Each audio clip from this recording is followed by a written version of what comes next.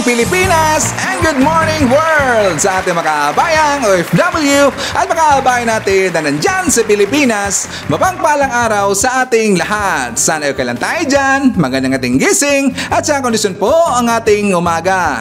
Mga kabayan ko, lagi ko itong i-remind sa inyo araw-araw na sana every morning magprintis ni Panginoon. Magpasalamat tayo na ngayong araw, gumising ka ba, huminga ka ba, at sa napanood mo ang vlog ni Sir Ivan. Okay? Maganda sa mga kabayan para magiging blessed tayo the whole day.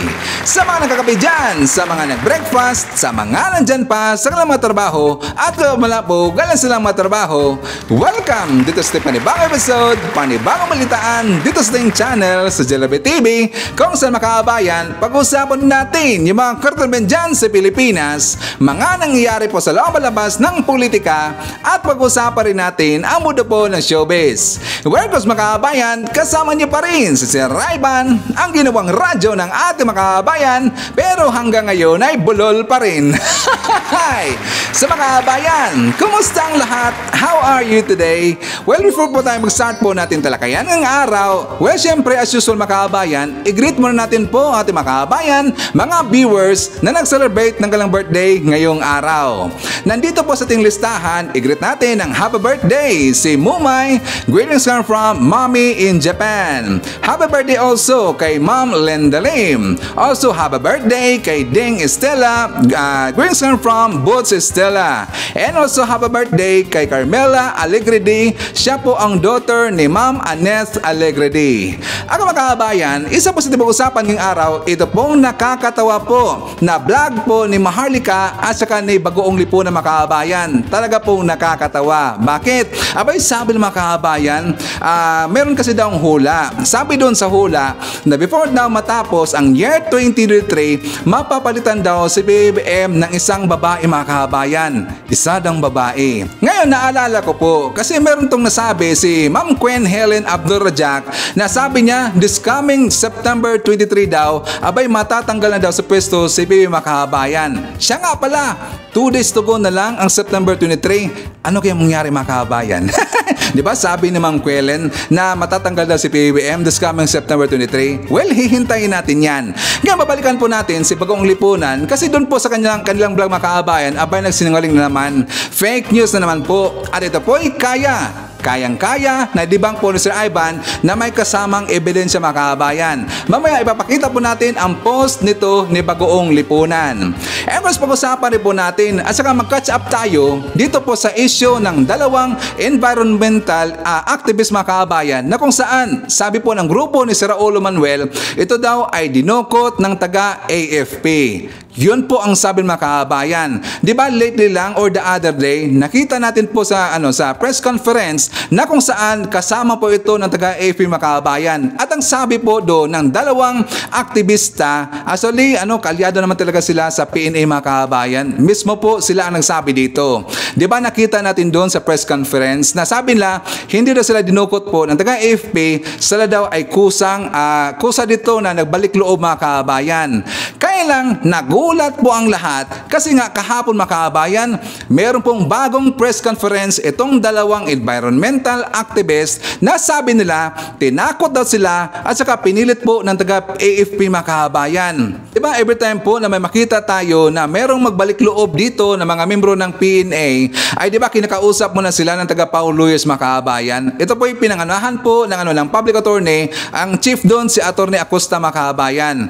Doon po sa Pau Lawyers, di ba, pinagawa sila dito ng sinumpaang salaysay at yung salaysay sa mga kabayan, yun po ay handwritten talaga. So hindi sila dito na makapagsabi na hindi po totoo yun kasi nga hindi naman sila pinilit mga kabayan, wala pong force na ginagawa doon kundi talagang sarili ho nilang pag-iisip at sariling damdamin nila ang pinairal while sila po doon ay nagsulat mga kabayan.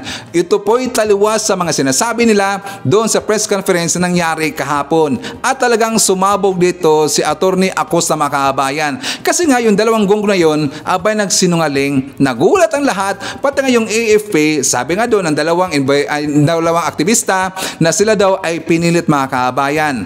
Ngayon, si DND Secretary Agibo Chidoro ay merong gagawin dito na hakbang mga kabayan. At mamaya, mag-catch up tayo sa issue na yan. And of course, marami pang iba. Alam lalo po si Sir Ivan. Palagi na tumarandalang baon ng mga pasabog every time na maglalabas tayo ng mga bagong balita dito sa ating channel.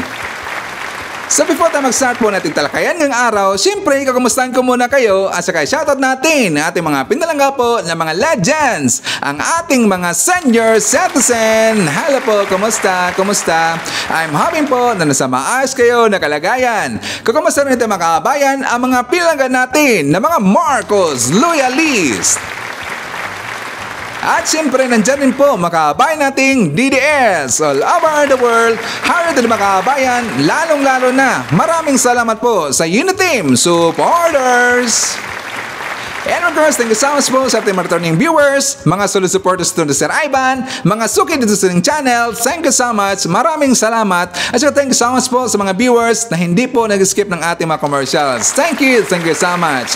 Siyempre, i-welcome po natin ating mga new subscribers, mga bagong pasok dito sa ating channel. Welcome to the family and thank you po for appreciating our channel. Okay mga kabayan, so before tayo pumunta doon sa mga issue ng kulto at saka issue rin dito sa dalawang environmental activist, mag-update muna tayo po yung tungkol sa nangyari sa OTS personnel doon po sa Naima Kabayan na kung saan nagnakaw dito ng $300 sa isang Taiwanese. Kasi mayroon pong update mga kabayan. Di ba kahapon po ay medyo pahapya lang po tayo at saka puro lang po screenshot sa ating ipinakita dito. Kasi nga, before pa nag-vlog si Sir Ivan, one hour ago pa lang po na inilabas ang balita na yan, na balita natin kaagad dito. So tayo po ang nauna mga kabayan. Ngayon, dito na po, meron na tayong video na mapakita sa inyo kasi nagsalita na po yung taga-OTS na head na makabayan. So, for more details, let's watch this! Iniimbestigahan na ang 3 tauhan ng Office for Transportation Security kaugnay ng nawala umunong dolyar ng isang dayuhan sa NAIA. Isa sa kanila ang nahulikam na may tila isinusubo. Nakatutok si John Consulta. Exclusive! Ang kuha ng CCTV ang sentro ngayon ng investigasyon ng OTS o Office for Transportation Security tungkol sa nawawalang $300 ng isang pasahero sa NAIA Terminal 1 gabi ng September 8. Nag-conduct ng usual inspection and then later on yung pong ating pasahero ay bumalik po dun sa ating security screening checkpoint to raise his complaint nga po na nawawalan nga po daw siya ng pera. Ayon sa OTS, agad daw inaksyonan ang sumbong pero nang kapkapan ang mga naka-duty, wala silang nakitang dolyar kaya palaisipan kung saan ito napunta. Nang i-check sa CCTV, nakita ang isang 28 taong gulang na contractual employee ng OTS na tila may isinubo at inaalam ngayon kung ito ba ang nawawalang pera.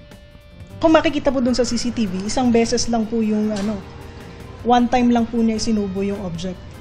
Opo. Isang paspasan na gano'n. Opo. Meron po bang katabi po siyang OTS personnel nung ginagawa po niyo itong pagsubo na ito? Base po dun sa CCTV, meron din pong personnel dun sa kanyang tabi. Tinitignan natin kung yun nga po bang sinubo niya ay yung perang nawawala, na sinasabing nawawala nung pasahero. Same area din po siya, naganap yung Yes. pag-inom ng tubig? Yes. Hindi na po siya lumayo sa lugar niyang yan? Hindi na po. Tinatayuan niya? Makikita rin ang OTS personnel na tinatakpan ng kanyang bibig habang may hawak na bote ng tubig.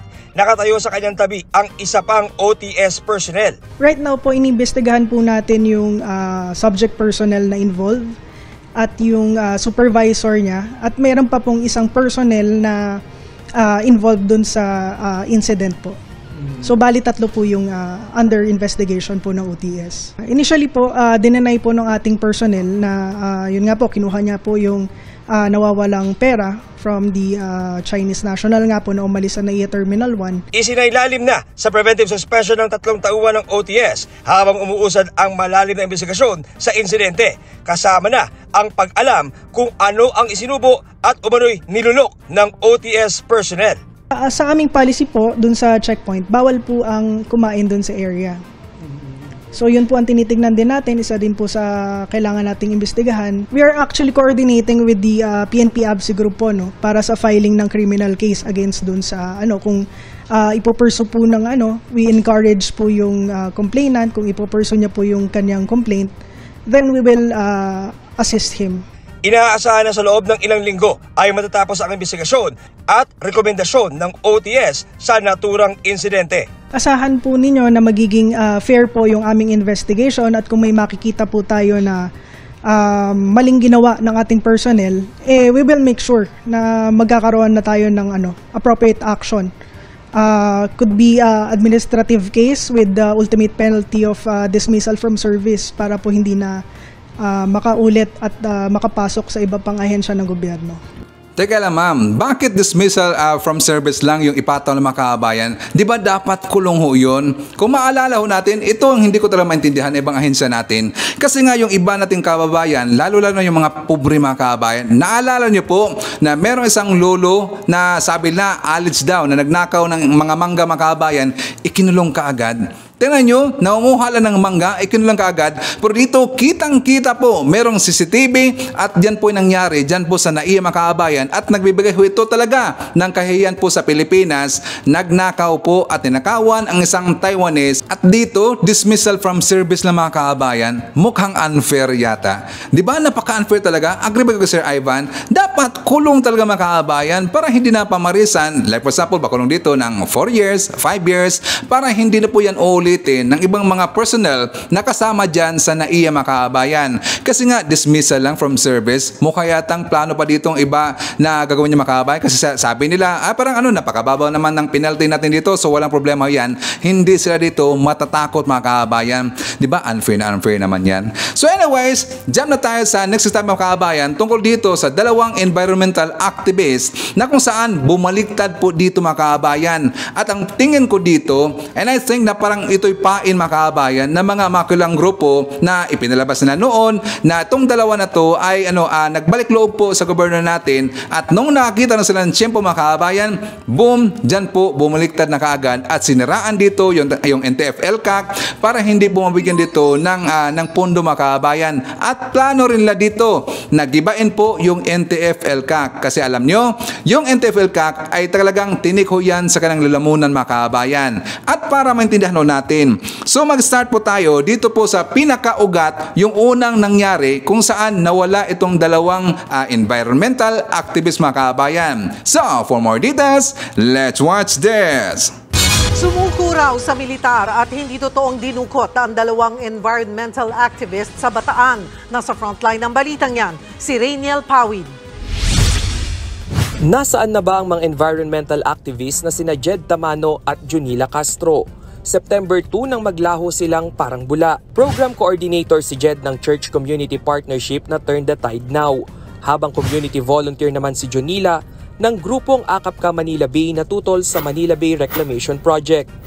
Sabi ng Anak Bayan at iba pang grupong kinabibilangan ng dalawa, dinukot umano sila ng mga armadong lalaki habang naghahanda sa isang relief operation sa Orion, Bataan. Naiwan pa ni Tamano at Castro ang kanilang tsinelas. Pero iba ang kwento ng mga otoridad. Hindi raw dinukot ang dalawa kung di nagpunta lang sa Guagua, Pampanga kasama ang tinatawag nilang ate. Ito'y para magpatulong na kumalas sa kanilang kinabibilangang grupo sa Orion. May mga dinedivulge silang information kay ate na may gusto na rin putulin ng komunikasyon kung sino man yung contact nila rin sa grupong kinabibilangan nila sa Orion. Mula sa Pampanga, bumiyaheng pabulakan sina Tamano at Castro para sumuko sa Philippine Army 70th Infantry Battalion. Wala po kami dun sa Marsan na may kapitadala sa hindi para po magpatulong ng patulong ng mga rin. Dahil sa nangyari, nadadamay ang nag-iisang youth environment group sa Bataan na Young Bataeños for Environmental Advocacy Network. Itinanggi naman ng grupo na miyembro nila sina Tamano at Castro, pati ang anti-reclamation group na Manila Bay para sa Tao Network Bataan, nilinaw na hindi konektado sa kanila ang dalawa. Ultimo mga mangingisda na paghihinalaan na rin daw.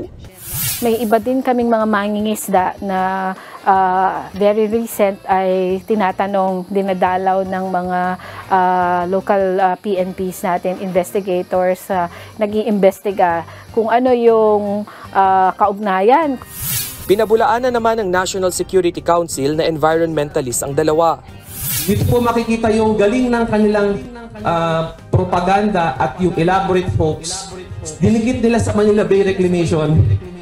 Kasi mainit ang issue ng Manila Bay Reclamation dahil ipinatigil ng ating Pangulo, ginawa silang environmentalist kuno. Hindi sila environmentalist, organizers sila ng kaliwa. Nakausap na rin ng Commission on Human Rights sina Castro at Tamano. Sa kabila ng sinasabing pag-surrender, duda pa rin ang ilang progresibong grupo na hindi dinukot sina Tamano at Castro. Ayon sa pulisya, nasa safe house na ang dalawa at nabibisita ng kanilang mga magulang. May tanong ko mga kabayan, ito bang NTF-ELCAC ay wala ba silang psychologist? Napapansin ko kasi yung in-interview na po ng taga NTF-ELCAC, yung dalawang mga kabayan, napansin ko yung si Jed na pangalan, mukhang sa kanyang facial expression kasi there's something wrong. Parang sa tingin ko lang ha, parang hindi siya nagsasabi ng totoo mga kabayan at meron siyang ibang plano dito. Hindi ba yan napansin ng taga NTF-ELCAC? Diba tingnan niyo mga kabayan, observe nga lang sa kanyang mukha at sa kanyang bibig. Diba kasi yung mga psychologist, diba kapag meron silang in-interview dito, tinitingnan nila yung kanilang baba, yung kanilang mata, yung kanilang kilay mga kabayan, at saka yung kahit yung pagtindig man lang or yung facial expressions po, 'di ba? Tinitingnan ho 'yan ng mga psychologist at diyan po nila malaman kung isang tao ay nagsasabi ng totoo or hindi mga kabayan. Bakit hindi na nakita ngayon? So tingnan nyo, 'di ba? Nabaliktad ngayon yung AFRI mga kabayan kasi nga ito ay plano na talaga ng mga kaliwang grupo. At ito po ay talagang sinakyan ng grupo po ni si Raulo Manuel, ng Makabayan Black, nila Brosas, ni Castro, at saka ng anak bayan mga kabayan. Sinakyan po yan. Hanggang kinukopyan ngayon ng taga CHR. So mga kabayan, dahil nga dito sa incident, sa issue na to, nagalit po dito si Attorney Acosta. At meron siyang interview po, ipapakita ko sa inyo. Pero ayaw ko lang i-play ito mga kabayan dito sa screen natin kasi nga ABS-CBN ay delikado po yung bias kasi nga mahilig po sila mang copyright. Ipaparinig ko lang po sa inyo, okay? So for more details, let's watch this. Tama ba yun? Balita namin ay yung PAW ang nag-execute ng affidavit nung dalawa, si Jed Tamano at si Junila Castro, attorney? Ang nag-execute po ng written statement ay sila mismo. Okay. Dinatnan na lang po ng public attorney natin na naka-assign sa North Sagaray District. Na ito pong dalawa ay nangangailangan ng tulong para ma-comply nila ang requirement ng task force balik loob. Kailangan nila abogado? Oo. Okay. Gawa na, eto may written sila. Tig-isa silang written. Ayoko na lang basahin ng laman. Dalawa po ito. Dumating yung mga abogado. May written na sila eh. May kwento na sila. May kwento na. At sila ay sa Bataan nagmula hanggang sa pumunta sila ng Guagua at merong namagitan para makarating sila sa Doña Remedios Trinidad sa 70th Infantry Battalion. Yun ho ang laman ng affidavit. Opo, nandun po yan. Kaya po yung sinasabi nilang may nanakot, tinakot, at tapos tinatakot naman kami ng NUPL na kami ay kakasuhan yung PAW lawyer. Kawawa naman yung PAW lawyer. Alam nyo ba, bago na-type tong typewritten na sinumpaang salaysay, may written na. Tapos ang ginawa nung PAW na, kasi minantulong yung ating 70th Infantry Battalion para ma-endorse sa Task Force Balik Loob, itong dalawang bata na to. Although 21 years old na, at hindi na minor, itong mga to, ay isa 22.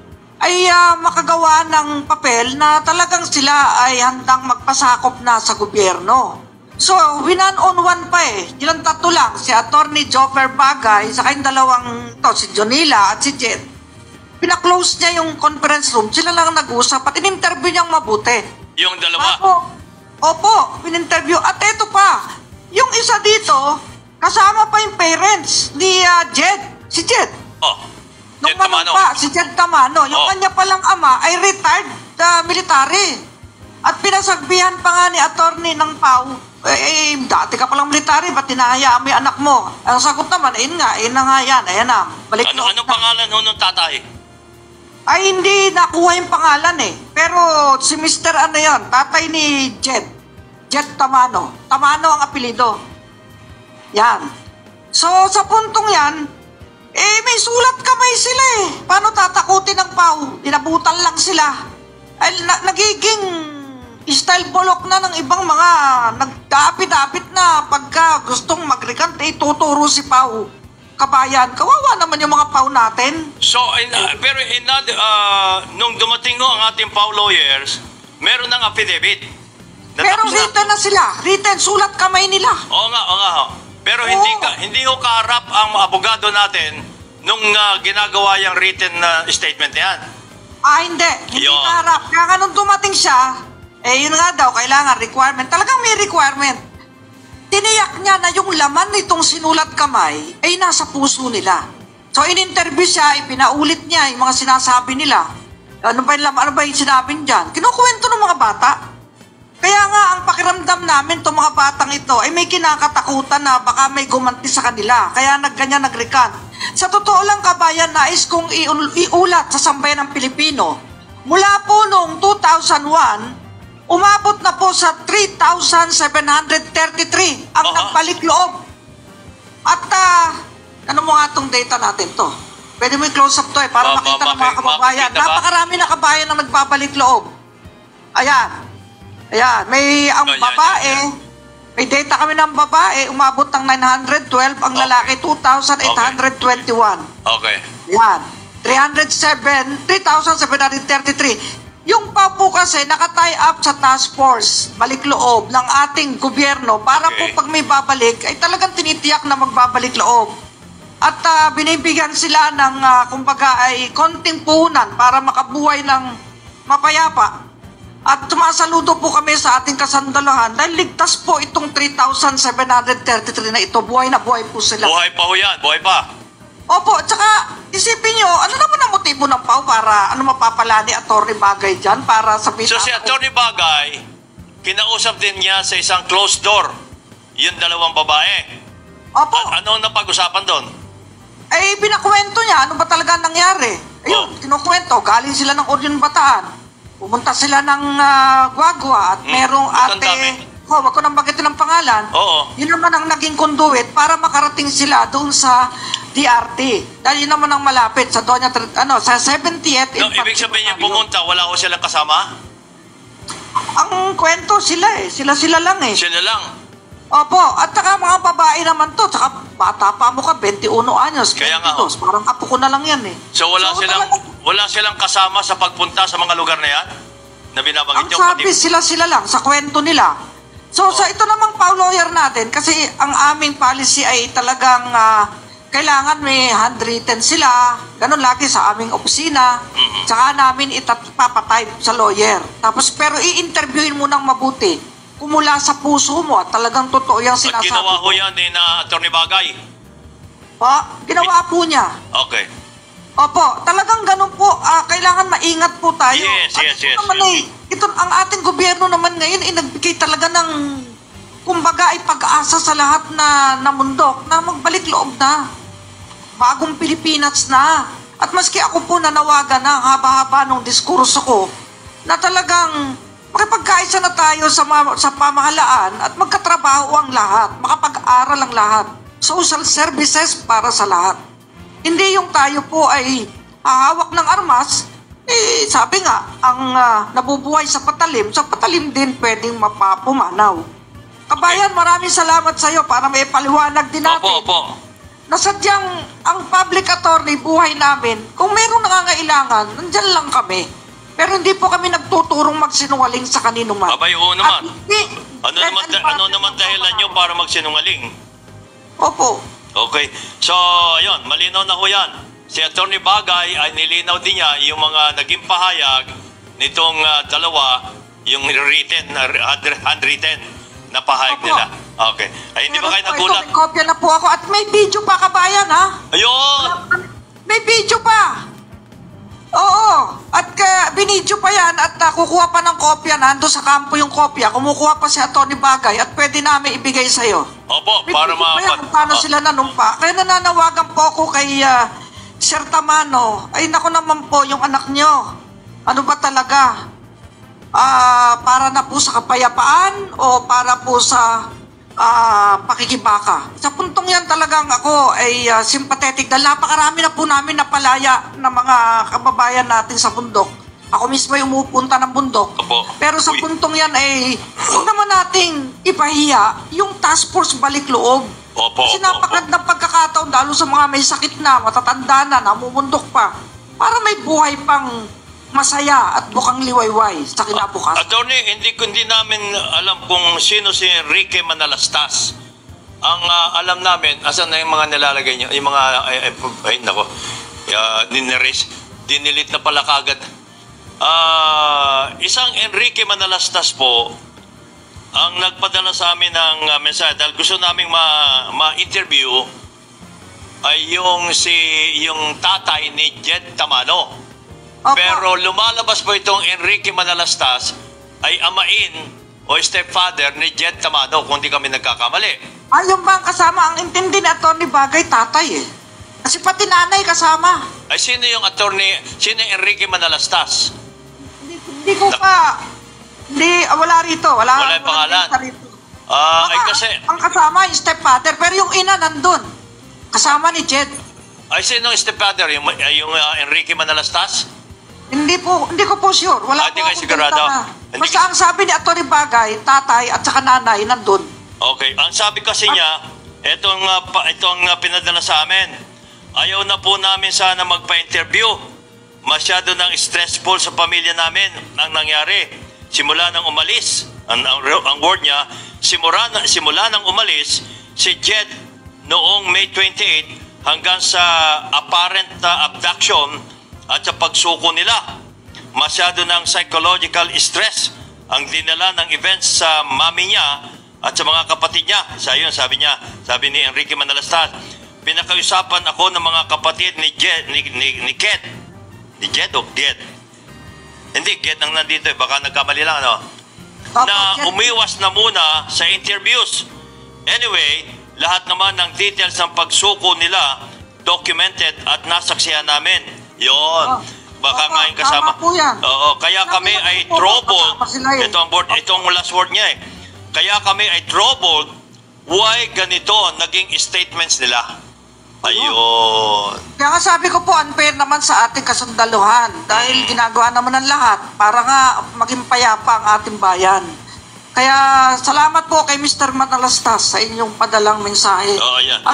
So nga mga kaabayan, so ang basa ko dito na itong dalawa po na aktivista na ito po'y pain po ng mga kalawang grupo mga kaabayan. Di ba? Parang meron silang plano dito na gusto lang gibain dito yung NTF-ELCAC at saka para dito na hindi po mabigyan ng budget mga kaabayan.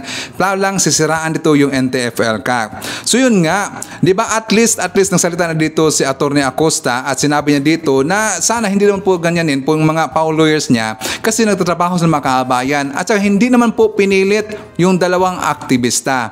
Alam nyo, talagang naniniwala ako dito kay Atty. Acosta mga kaabayan. Kilala po natin siya. Si Atty. Acosta ay may pagka-attitude naman talaga siya magsalita, may pagka-brusko rin, pero nakikita natin na kung siya po magsalita mga kaabayan, punto por punto, pero totoo po. Bakit? Hindi naman po kasi na-involve si Atty. Acosta na mga issue sa mga pagsisunungaling mga kaabayan. Di ba? Wala po tayong narinig po na si Atty. Acosta involved sa mga issue na siya po ay nagsisinungaling. Kahit minsan, wala po. Kaya nga nakikita ko dito at nakikita po natin sa mga facial expression po ni Atty. Acosta na sa dito ay totoo talaga at hindi po nagsisinungaling mga kaabayan.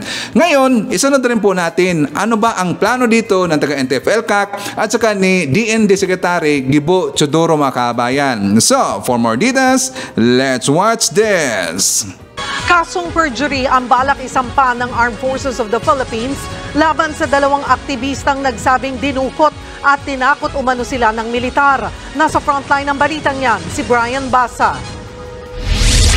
Kumpletong humarap sa budget hearing ng Defense Department sa Kamara sina Secretary Gilbert Chodoro, Armed Forces Chief Romeo Bronner at mga opisyal ng AFP kanina. Hindi tuloy naiwasang itanong ni Kabataan Party List Representative Raul Manuel ang tungkol sa kaso ng dalawang environmental activists na sina Junila Castro at Jed Tamano na pinakawalan kahapon ng militar. Bagay na derechahan ding sinagot ng sponsor ng budget na si Negros Occidental Representative Mercedes Alvarez. Would the AFP admit to abducting the two young women, Mr. Speaker? No, Mr. Speaker, and the AFP plans to file perjury cases or charges against the two. Mr. Speaker, we are so shocked with that kind of response from the AFP. Giit naman ni Alvarez, paano raw sasabihin ng mga aktivista na pinilit sila gayong marami raw testigo nang lumagda sila ng sinumpaang salaysay. The PAO lawyers were there. The stepfather of one of the ladies were there. And they were even asked if they were coerced into signing by her stepfather, and she denied being coerced, Mr. Speaker.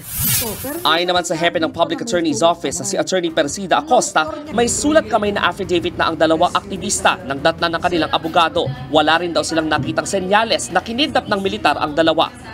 Pagdating doon ng PAO, lawyer na si Attorney Joffer Bagay, nakita na niya meron to, pero hindi siya nasiyahan dito na may sulat kamay. Kinlose door niya yung dalawa at tinanong niya, ano ba yung gusto niyong sabihin? Yung parang na sinabi lang, laman itong kanilang written. Una nang sinabi kahapon ng National Task Force to End Local Communist Armed Conflict o NTF-ELCAC na tila tinraidor sila sa pagbaliktad ng sinumpaang salaysay ni Tamano at Castro. Dahil bago ang press con sa Plaridel, Bulacan, nakausap pa raw mismo ni NTF-ELCAC Director Jose Mario Chico ang dalawa. Kaya sa ngayon, pag-aaralan daw muna nila kung maghahabla sila ng kasong perjury sa dalawa. Talaga naman nakita ko sa kanila, no, yung sa kwento po nila na talagang gusto nila magbagong buhay. Based lang po sa mga revelations po nila that they have experienced life in the mountains together with the armed group of the CPP and PNDF. Para naman sa grupong karapatan, nakasama ni Castro at Tamano kagabi, victim blaming ang ginagawa ng NTF-ELCAC. Asahan naman nakakita na yung dalawa who suffered through an abduction, they were blindfolded, gagged, tied like animals, denied of their all the rights, constitutional rights that should be afforded sa kanila. Sila pa ang kakasuhan ngayon. Kahit ako ang tanungin pag nasa sitwasyon akong ganon, no? Kahit pagpatay ni Rizal, aminin mo. Nakatakda namang humarap muli sa media bukas ang NTF-ELCAC. Isisiwalat daw nila ang naging background check ng militar sa dalawa.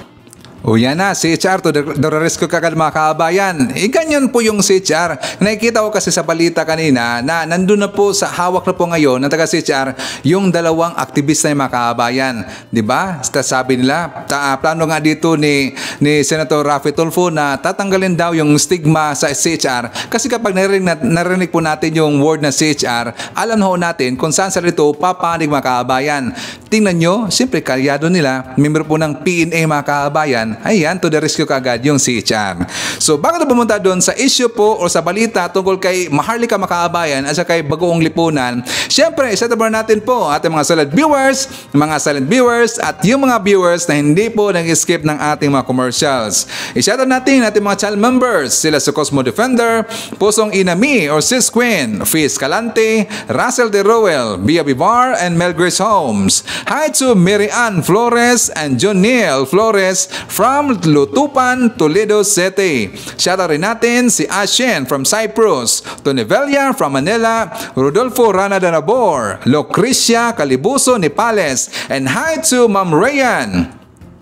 Also, hi to Carclia, Sisitibir, Redler, Trexie, Lily, Carmen, Judy, Red One, Little One, J. Cabal, Ma'am Lentek, Ma'am Self, Mami Chacha, Mami Lou, Tita S, Caitlin, Tata Emik, and Tatay Jack Fords of Jack Fords family. And of course, hi to si Raul Balyarta, biyahe ni AJTV from South Korea, Warley Viray from San Francisco, California, USA.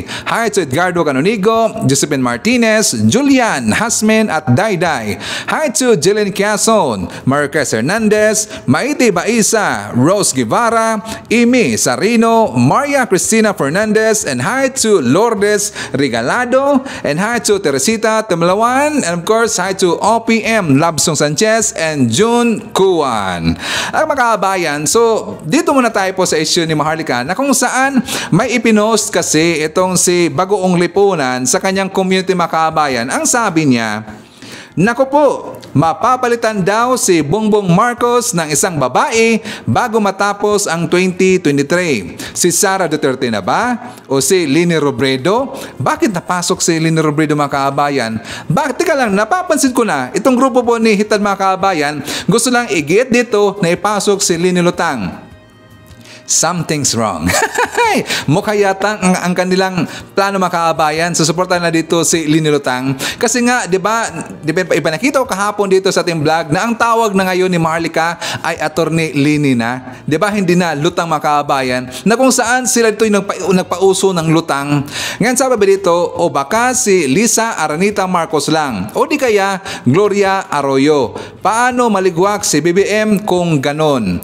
Ngayon mga kabayan, nakabase kasi sila doon po sa sinabi po ni Queen Helen. Sabi la matatanggal daw si BBM this coming September 23. Pero medyo iniba lang konti. Sabi na before daw matapos ang 2023. At doon ko po ito narinig po ni Maharlika Makabayan. Pero siyempre itong si Bagong Lipunan, tagakain lang ito ng tae ni Maharlika Makabayan.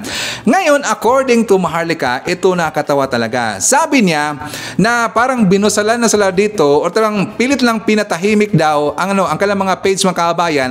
Yung Facebook page kasi ni Maharlika, sabi niya na-restrict daw. Yung Facebook page rin po ni Attorney Glenn Chong na-restrict rin po mga kabayan. Yan po ay hindi ko alam. Bakit?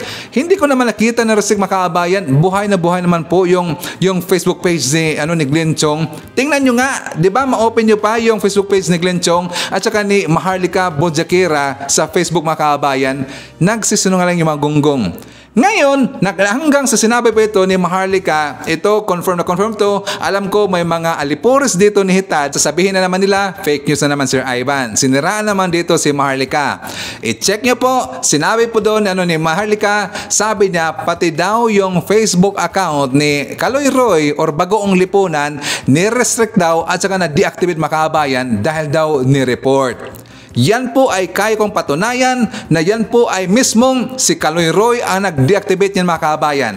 Bakit? Kasi napag-alaman namin, itong si Kaloy Roy before, siya po ay anti-Duterte mga kabayan. At ito po ang aking ebidensya. Di ba napakita ko na ito noon? Yan po ang bagong lipunan niya. Di ba kasi ngayon yung bago niyang Facebook account is Bagong Lipunan 2.0. Ito yung luma niya mga kabayan. At ito po ang ibig sabihin ni Maharlika na ni-restrict daw yung account ni Bagong Lipunan at saka na-deactivate mga kabayan. Bakit? Kasi siya nga ay anti-Duterte. Ano bang sabi niya dyan? Sabi niya, todo endorse si Mocha para mananatili sa pwesto. Baka balik ulit sa lumang trabaho, sa bagay, may OnlyFans na. Ang sinabihan niya mga kabayan, si Mocha Oson, kasi nga inendorso niya si BP Inday Sara. Ngayon, meron pang ibang ebidensya. Aside from that, possible niya, bodol-bodol na poon. Sinong sinabihan niya? Si FPRR din mga kabayan. O diba? So, sino dito ang nagsisinungaling? Sabi ko nga sa inyo, kaya kong i-debunk niyan na may kasamang ebidensya mga kabayan. Kasi nga kilalang kilala ko, yang si Bagoong Lipunan. Puro yan mga sinungaling, katulad po ni Maharlika mga kabayan. Kasi nga, anti-Duterte itong si Bagong Lipunan, kaya niya, dini-activate niya mismo ang kanyang mismong account mga kabayan. At ito po ay taliwas sa sinabi ni Maharlika na nireport daw ang account ni Bagong Lipunan. Si pilit daw na pinatatahimik dito si Bagong Lipunan para ayaw daw maraman ng mamayang Pilipino ang ginagawa ngayon ng gobyerno mga kabayan. Sila po ay fake news at mga gunggong ang mga yan. Ay siya nga pala naalala ko, ngayong araw na pala si Glenn Chong na pupunta doon sa Comelec mga kabayan kasi magkakaroon sila dito ng prayer rally sa harap po ng Comelec. At ngayong araw rin, di ba, anniversary sa Marshall mga kabayan. Nakita ko nga nagre-ready na yung mga gonggong na mga dilawan, mga pinklawan kasi pupunta daw sila doon sa kanilang binyo at pilit nilang tatanggalin daw si PB mga kabayan at susugurin daw nila dyan po sa Malacanang. So, taga PCO, mga PSG po sa Malacanang, be ready kasi sabi nila, susugurin daw nila na mga aktivista na pupunta doon sa martial law na anniversary, pupuntahan daw nila yung Malacanang mga kabayan. Ano kayang gagawin doon? Parang gusto yata nila na reenact po yung nangyari sa Malacanang, yung sunugod daw nandun sa movie mga kabayan, di ba sunugod ng mga aktivista yung Malacanang, baka gagayahin na mga kabayan. At baka, yan rin po ang ibig sabihin ni Queen Helen na sa September 23 ay matatanggal daw si PBM. Again, mga taga-gobyerno, taga-PSG sa Malacanang, be ready po, meron silang gagawing masama. At doon ko nabasa sa Twitter at saka kay Bagoong Lipunan mga kabayan. Baka akala na wala silang spy eh. Mahilig po mag-spy si Sir Ivan. Okay! Anyways, bago na mag-jump po sa ating next topic mga kabayan, siyempre sa tamar natin po, hi to Maria Mindasiplon, Anes Alegre D, hi to Virgilio Villanueva, Lemuel Pasco, hi to Nonoy Florin Hills, shout out rin natin si Phil Brunula, Margaritas Iglesias, hi to Dina Cabangon, Barkadahan Forever FM, hi to Gemma Ramirez, Emily Ponzarante Maho, hi to Teresita Kainglet, Marilyn De Los Santos, Estrella Centino, and hi to Angelita Holsinger. Ay mga kabayan, so dito na tayo sa issue po na merong kulto daw. May kulto na mga kabayan. Diyan po sa Surigao del Norte. At para maintindihan ho natin, kasi ito po ibinulgar mga kabayan, ibinesto na isang biktima daw ng kulto na yan, at saka dyan po sa Socorro o sa Sitio Kapihan ba yun, sa Surigao del Norte. At para maintindihan natin lahat, let's watch this! Mismo mga pulis daw ang nagsasanay sa mga miyembro ng monikulto sa Surigao del Norte para humawak ng baril. Ayon sa mga complainant, sa pilitin daw silang pinagtatrabaho at pinakakasal. May sagot naman dyan ang grupo. Nasa frontline na balitang yan, si Marlene Alcaide. Gusto nang ipalipat ng Department of Justice sa Maynila ang pagdinig sa kaso tungkol sa sinasabing kulto sa bayan ng Socorro, Surigao del Norte. Ayon kay Department of Justice spokesperson Assistant Secretary Miko Clavano, isang prosecutor na kasi sa Surigao ang naginhibit sa kaso. Just because it has reached a level of national importance and it's really a problem that is deeply rooted in that province, it's better to have siguro an independent panel of prosecutors look at the case so they can objectively assess the case and all the allegations inside the complaint. June 1 pa nang sampahan ng patong-patong na reklamo ng NBI ang grupong Socorro Bayanihan Services Inc. Nag-ugat ang reklamo sa 8 minor de edad na nasa 9 hanggang 15 taong gulang na nagreklamo ng pang-aabuso. Allegedly, these minors are being made to do forced labor, no? Hard labor. Nagkakaroon din ng mga arranged marriages. Itong mga minor na to ay ina-arrange na at kinakasal doon sa loob ng compound nila or kung saan nasasakupan nila. And aside from that, there were allegations na nagkakaroon ng sexual intercourse. Mga reklamong qualified trafficking, kidnapping and serious illegal detention at paglabag sa Special Protection of Children Against Abuse, Exploitation and Discrimination Act ang isinampang reklamo ng NBI laban sa 13 kasapi ng Socorro. Kabilang dito ang leader nilang si J. Renz Kilario alias Senior Aguila. Pero hanggang ngayon, hindi pa umuusad ang reklamo dahil sa mga mosyong inihahain ng grupo. Ayon pa sa NBI, binulgar ng mga nagreklamong minor de edad na may armas umano ang grupo at may nagtitrain sa kanilang dating pulis. And upon verification with the PNP, it was certified na there were former police officers o miyembro sila ng PNP. But as of the moment, they are separated from the service. Either they resigned or they were dismissed. Hindi natin alam. At ito daw yung nagbibigay ng allegedly pagsasanay sa paghawak ng armas at sa mga military or police drills, no? Pero ayon sa grupo, gawa-gawa lang ang mga akusasyon. Wala raw illegal, walang droga at wala raw silang mga armas. At totoo nga, meron kaming mga dating police bito pero hindi naman nagtitrain ng armas. Wala naman kaming armas. We are peaceful, loving people. Dagdag pa ng grupo, nasasaktan sila sa mga akusasyong ibinabato sa kanila, pati na ang pagtawag na kulto. Nakapunta na rin daw ang PNP sa kanilang lugar pero wala naman daw nakita. Bukas daw silang ipakita ang kanilang lugar para mapatunayang walang nangyayaring illegal sa kanilang lugar. Handa rin daw silang humarap sa investigasyon ng Senado. Pinaiimbestigahan na ng PNP ang sinasabing kulto sa Surigao del Norte. Ano ba ang punto ng ating Samantala, sa pagdinig naman sa Senado kanina, kinumpirma ng DSWD na may higit 500 beneficiaries ng Pantawid Pampamilyang Pilipino Program o 4Ps sa buong barangay sa Socorro. Pinaiimbestigahan na kung totoo ba ang lumalabas na impormasyong kinukuha umano ng sinasabing kulto ang kalahati ng perang natatanggap ng mga benepisyaryo. At para makilala natin kung sino po yung head doon sa Socorro mga kabayan na tinatawag na Senior Aguila, may papakita ko sa inyong video kasi pinuntahan o yan ng taga GMA mga kabayan. So for more details, let's watch this! Eksklusibong nakausap ng GMA Integrated News ang ilang biktima ng umano'y kulto sa Surigao del Norte, kabilang ang isang babaeng ipinakasal nung siya'y 14 anyos pa lamang. Eksklusibo ring tinungo ng aming team ang komunidad ng grupo. Doon itinanggi ng kanilang pinuno ang mga paratang. May report si Chino Gaston.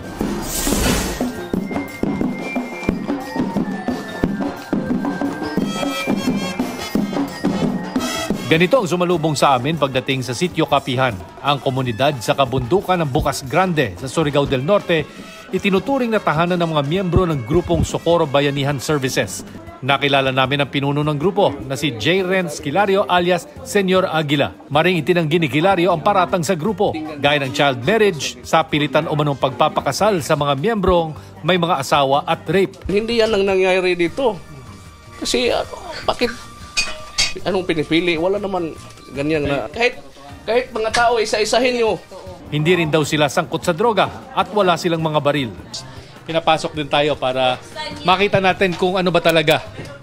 Meron ba talagang mga kontrabanda dito at mas importante kung pagawaan ba talaga ito ng illegal na droga. Tingnan mo sir, sobrang sikip po. Tingnan mo sir kung merong linya lang ng safety tank. Handa raw ang grupo na humarap sa investigasyon. Tinanong namin ng ilang residente kung bakit pinipili nilang mamuhay sa Sitio Kapihan. Yung leader namin, mabait po. Kung wala kang matitirihan na bahay, pagtayuan ka ng bahay. Kung wala kang pagkain, bigyan ka ng bigas, bigyan ka ng pera. Dito, matahimik. At saka, basta, maganda dito. Pinipilit daw kayo magstay dito. So, pinipigilan kayo bumaba. Kayo ay, parang under threat na hindi umalis dito. Hindi totoo yun, sir. Pero, ang malaparaisong paglalarawan ng mga nakatira sa sitio, malayo sa karanasan ng mga dating residente nito. Kwento ni Jason, di niya tunay na pangalan, isang normal na religious at people's organization ang Socorro Bayanihan Services nang umanib siya. Pero nagbagong lahat nang dumating si Kilario at nagpakilalang Mesiyas noong 2017. Ang sabi raw noon ni Kilario, ay dadarating na solar eclipse, magdidilim ang buong mundo, yung lulubog, yung Siargao. By 2022 sir, ay magsisimula na daw yung digmaan. Kalaunan, isinama raw si Jason sa private army umano ni Kilario at ang mga batang babae sa pilitang ipinakakasal sa ibang mga miyembro. May nami-marriage ng 12 sa lalaking nag-edad ng 20, may 23, 14. After 3 days, kung hindi pa nakuha ng lalaki ang babae, papatawag niya ni Senior Aguila sir, tapos sasabihan niya, bakit hindi mo pa nakuha? Dapat di-rape mo na yan, kasi authorized ka na. Isa sa mga pinilit umanong ikasal si Jane, hindi niya tunay na pangalan. Pero hindi lang daw sa kanyang asawa ipinapasiping. Dama tong time nga gihanjo kong Senior Aguila, katong giingon sa tatay nga ganjo siya nga makig-6 tungod diya. Umukay wa ko yung sugot. Nakataka si Jane nang magkaroon ng bakunahan sa Kapihan.